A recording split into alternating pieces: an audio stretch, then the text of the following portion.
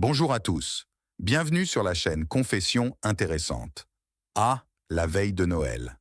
Toute la maison est remplie d'arômes de cannelle, de clous de girofle et de pain. Ma femme Kathleen s'affaire dans la cuisine depuis tôt le matin pour préparer le traditionnel repas de Noël, dinde, sauce aux érelles, tarte à la citrouille et tout le reste. Bien sûr, aujourd'hui, sa mère Sophia, ma chère belle-mère, arrive. Chérie, tu n'as pas oublié que tu dois aller chercher maman à l'aéroport, n'est-ce pas? Appelle Kathleen en sortant de la cuisine. Bien sûr que non, chérie. Comment pourrais-je oublier l'arrivée de ta maman bien-aimée? Je grommelle sous mon souffle, mais à voix haute, je dis oui, ma belle, je m'en souviens. J'ai déjà les clés de la voiture. Ne vous méprenez pas. Sophia est une femme merveilleuse, mais ses conseils et ses instructions sans fin rendent parfois n'importe qui fou. Surtout moi. Mais aujourd'hui, c'est un jour férié. Alors je vais devoir la supporter. Après tout, c'est ma deuxième maman. Je plaisante. Avant de partir, je passe dans la cuisine pour serrer Kathleen dans mes bras. Elle est si mignonne dans son tablier de reine avec de la farine sur la joue. Je lui murmure à l'oreille. Je t'aime. Je serai bientôt de retour avec ta mère. Tiens bon sans moi. Je t'aime aussi. Allez, dépêche-toi, sinon elle va t'attendre. Sourit ma femme en m'embrassant sur le nez. Je sors et respire profondément l'air glacé. Ah, Noël! J'aime cette fête malgré tout. Je monte dans ma voiture, allume la radio et me lance dans les embouteillages d'avant les fêtes. J'ai une longue route à faire jusqu'à l'aéroport. J'espère être de retour avant la nuit. J'appelle Sophia pour lui dire que je suis en route. Bonjour Sophia. C'est moi, Mike. Je suis déjà en route. Je devrais être là dans environ 40 minutes. Comment s'est passé ton vol? Oh, Mikey, salut. Tout va bien, je suis juste un peu fatigué. Ne te presse pas, je ne suis pas pressé. Un baiser, Mikey. Je déteste quand il m'appelle comme ça. Je suis quoi, un gamin? Même si pour elle, je le suis. Elle me fait toujours la leçon comme si j'avais 5 ans. Bon, je le supporterai aujourd'hui pour le bien de Kathleen et des vacances. Pendant ce temps, le temps commence à se dégrader. Le ciel se couvre de nuages de plomb et la neige commence à tourbillonner. C'est exactement ce qu'il nous faut. Un blizzard. J'appuie sur l'accélérateur, espérant arriver à l'aéroport et récupérer Sophia au plus vite. Je ne veux pas rester bloqué quelque part en chemin. Par miracle, j'arrive à temps à l'aéroport. Sur le parking, il y a déjà des tas de neige jusqu'aux genoux. Les chutes de neige se sont intensifiées au fur et à mesure que je roulais. J'entre dans le hall des arrivées et je vois immédiatement Sophia. Elle est là, ma deuxième mère en chair et en os, debout près du tapis roulant avec une montagne de valises, regardant autour d'elle. Oui, comme toujours, maquillée, coiffée, vêtue d'un manteau à la mode. Et ce après un vol de 5 heures. « Sophia, je suis là !» J'agite la main, me frayant un chemin dans la foule.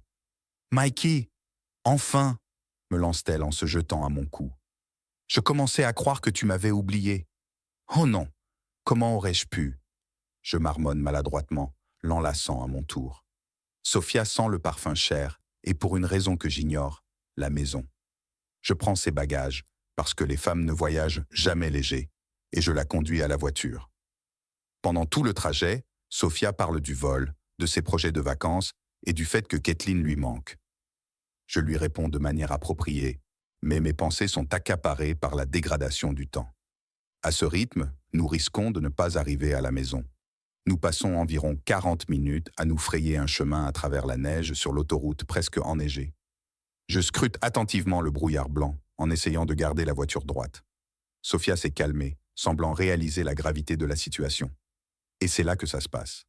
Une énorme silhouette sombre surgit de nulle part, juste devant le capot de la voiture.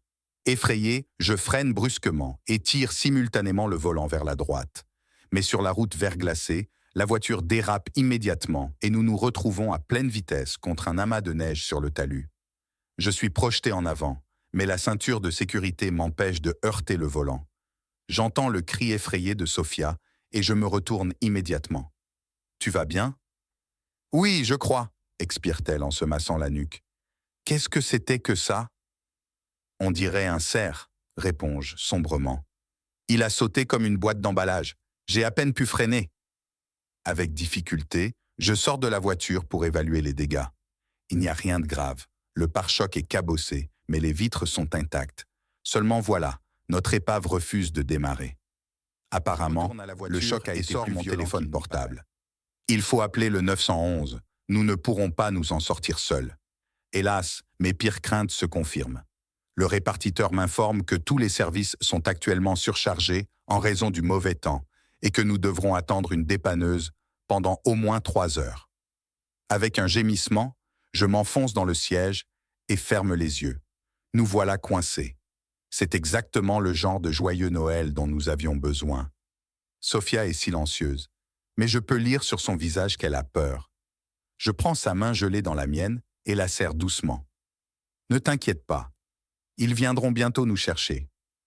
En attendant, réfléchissons à la façon de ne pas mourir de froid ici. 1 heure passe, puis une autre. Le blizzard hurle toujours à travers les fenêtres et les secours ne sont pas en vue.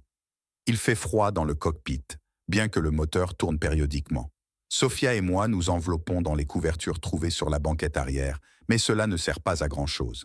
Nos dents claquent et le bout de nos doigts s'engourdit à cause du froid. Il faut faire quelque chose, sous peine de se transformer en 2 belles sucettes glacées. « Comment ça va ?»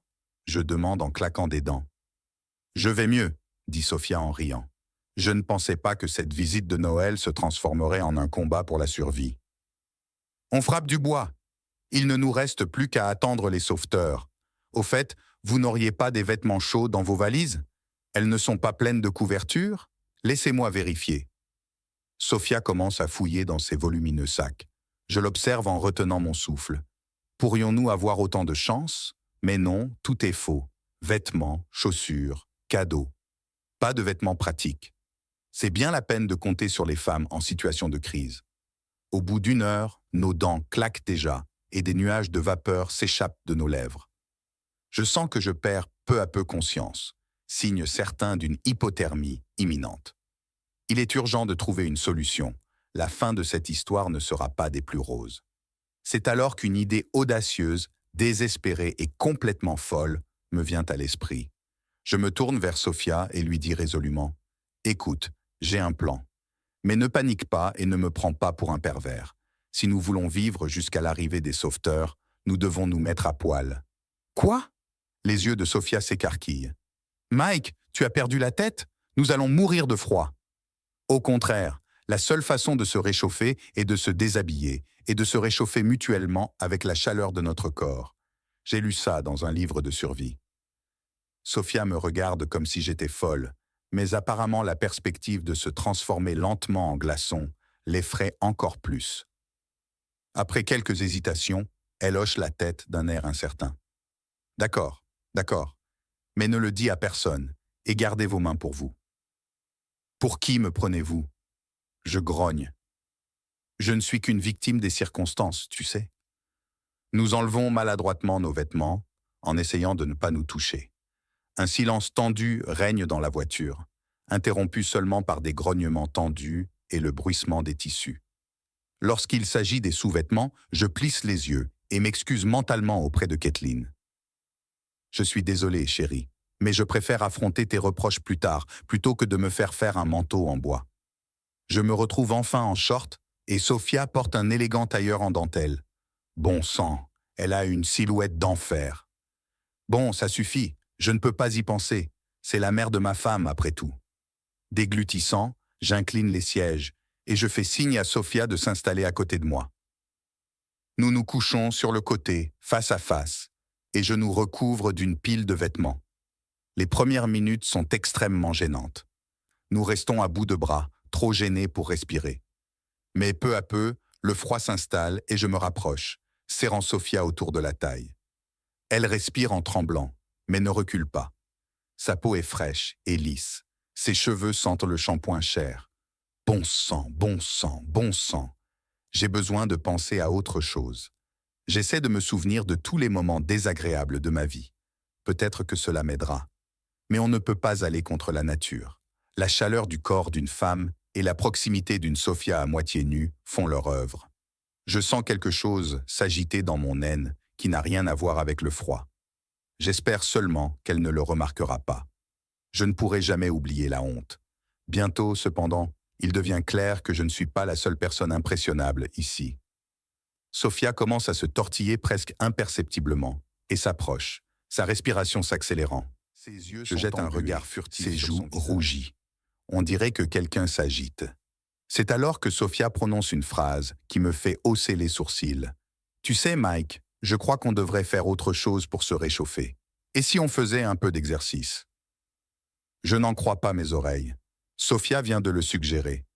Non, non, ce n'est pas possible. C'est une femme convenable, peu importe le type de corps qu'elle a. Elle doit être folle à cause du froid, c'est tout. Qu'entendez-vous par « exercice » demandai-je prudemment. Eh bien, l'activité physique, vous vous souvenez, comme à l'école, pendant l'éducation physique. Sofia plisse les yeux d'un air narquois. Il n'y a rien de tel pour faire pomper le sang. Oui, c'est vrai. L'éducation physique. Le visage de Sofia montre qu'elle ne parle pas de squat ou de cercle de bras. Ses yeux brillent d'un éclat fiévreux. Ses lèvres s'entr'ouvrent, invitantes. Déglutinant difficilement, j'essaie de faire appel à la voix de la raison. Sofia, nous ne pouvons pas. Ce n'est pas bien. Tu es la mère de Kathleen et je suis son mari. Que vont penser les gens? Au diable les gens, s'exclame-t-elle soudain. Nous sommes seuls dans une tempête de neige et personne ne le saura. Je n'en peux plus, Mike. Je t'aime bien, je t'ai toujours aimé. Tu es si attentif, si attentionné. Je ne pouvais pas imaginer un meilleur mari pour Kathleen, mais au fond de moi, j'ai toujours rêvé que tu sois le mien. Ces mots me font tourner la tête. Sofia, semble-t-il, pendant tout ce temps. Bon sang, je n'avais aucune idée de ses sentiments. Mais à bien y réfléchir, son comportement a toujours été assez ambigu. Des regards furtifs et étranges, des vêtements trop courts en ma présence, des frôlements accidentels. Apparemment, j'étais juste aveugle. Mon cœur bat dans ma gorge. Le sang me monte aux tempes. Mon esprit me dit que c'est de la folie, que nous ne devrions pas faire ça. Mais pour une raison quelconque, mon corps se rapproche de la chaude et douce Sofia. Mes doigts se tendent spontanément vers le fermoir de son soutien-gorge. Au diable la morale, vraiment. Nous sommes des adultes. Nous avons le droit de faire une petite blague, surtout dans des circonstances aussi contraignantes. Au diable tout ça. J'expire et j'embrasse Sofia passionnément sur les lèvres. Elle m'entoure immédiatement de ses bras et de ses jambes, pressant tout son corps contre le mien. Nos langues s'entremêlent dans une danse torride. Nos mains glissent sur la peau chauffée. Les sous-vêtements s'envolent sur le côté, et nous sommes maintenant complètement nus. Tout ce qui s'est passé ensuite est flou. Je me souviens seulement que nous étions tous les deux chauds, très chauds. Sofia s'est révélée être une amante étonnamment passionnée et inventive, aussi souple qu'un chat et aussi insatiable qu'une banshee. À un moment donné, j'ai même regretté de ne pas l'avoir épousée. Je crois que nous avons fait l'amour pendant plusieurs heures d'affilée, explorant et essayant différentes positions, nous aidant mutuellement à atteindre le sommet du plaisir. Plusieurs fois, j'ai essayé de m'arrêter, mais Sofia ne m'a pas laissé faire, m'entraînant dans un nouveau cycle. C'était de la pure folie. Nous n'avons repris nos esprits qu'à l'aube, lorsque nous avons entendu frapper à la fenêtre du taxi et crier « Hé, il y a quelqu'un de vivant là-dedans !» Les sauveteurs étaient enfin arrivés. En enfilant à la hâte nos vêtements, auxquels il manquait toujours les bons trous, Sofia et moi avons échangé des regards éloquents. Les mots n'étaient mais pas nécessaires. Ce qui s'était passé cette nuit-là resterait à jamais entre nous. Après nous être rendus présentables à la hâte, je suis sorti. Les sauveteurs ont inspecté efficacement la voiture et se sont enquis de notre bien-être. Heureusement, personne n'a remarqué quoi que ce soit d'étrange dans nos visages froissés et notre silence embarrassé. Loué soit le miracle de Noël. Pendant le reste du trajet de retour, Sofia et moi n'avons pas dit un mot l'une à l'autre. Nous avons seulement échangé des regards occasionnels, tantôt ardents, tantôt pêcheurs. Il semblait que cette folle aventure nous avait à la fois rapprochés et éloignés. Je n'arrive pas à imaginer comment je peux regarder Kathleen dans les yeux aujourd'hui. Les jours suivants se sont écoulés dans le brouillard. J'ai essayé d'éviter à tout prix d'être seul avec Sofia, inventant sans cesse des choses à faire et me cachant dans les coins. La lâcheté n'est pas mon meilleur trait de caractère, mais je ne savais tout simplement pas comment m'y prendre avec elle. Je me sentais trop maladroite et honteuse de ce qui s'était passé. Sofia, en revanche, a fait comme si Kathleen, discutant de divers sujets féminins, se promenait dans la maison et adressait des sourires radieux à tout le monde. Il n'y avait aucune trace d'embarras ou de culpabilité sur son beau visage. Et ce n'est que lorsque personne ne la regardait qu'elle me lançait de longs regards significatifs qui me faisaient rougir. Nous avons donc vécu, en faisant comme si rien ne s'était passé. Cependant, la tension montait, et je sentais que cette mascarade ne pouvait pas durer longtemps. La veille du départ de Sofia, le tonnerre se déchaîna. En entrant dans la cuisine tard dans la soirée pour prendre un verre d'eau, j'ai trouvé ma belle-mère vêtue d'une fine chemise de nuit qui ne cachait pas grand-chose. En me voyant, elle a esquissé un sourire sardonique. « Tu ne peux pas oublier cette nuit magique, hein, Mikey ?» « Sofia, arrête !» ai-je sifflé en regardant autour de moi. Pour l'amour de Dieu, c'était une erreur, une faiblesse passagère. Faisons comme si rien ne s'était passé, d'accord?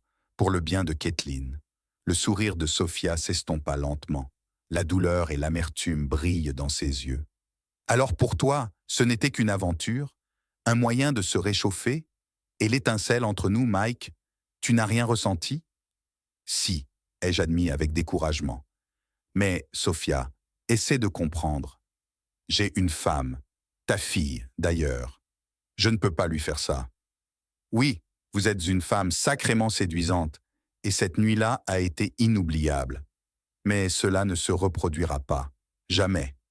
Sofia est restée longtemps silencieuse, la tête baissée. Puis elle soupira et dit tristement. « Tu as peut-être raison.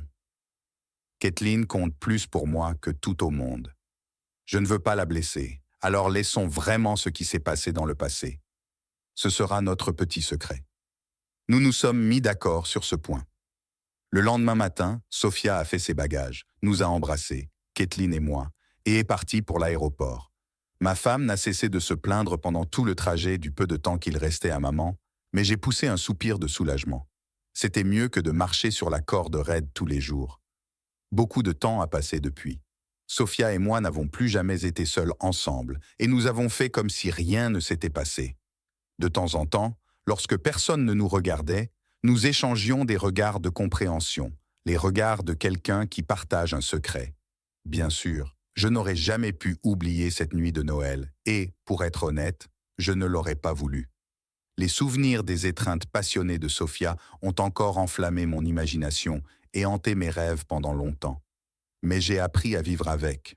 Après tout le monde a des squelettes dans son armoire, des secrets honteux et des petits péchés qu'il vaut mieux taire. Cela deviendra l'un d'entre eux. L'important, c'est que nous ayons réussi à résister à la tentation et à ne pas faire quelque chose d'irréversible. Et maintenant, à chaque Noël, nous célébrons comme une grande famille heureuse. Ce qui est fait est fait. Telle est l'histoire. Prenez vos proches à cœur et ne regardez pas vos belles-mères, sauf si vous êtes très occupés, mais même dans ce cas, ne vous faites pas prendre. Vous avez apprécié cette histoire? Dites-nous ce que vous avez aimé dans les commentaires. Abonnez-vous à notre podcast sur les histoires. Et n'oubliez pas d'aimer et de sonner la cloche pour ne pas manquer d'autres histoires intéressantes. À bientôt.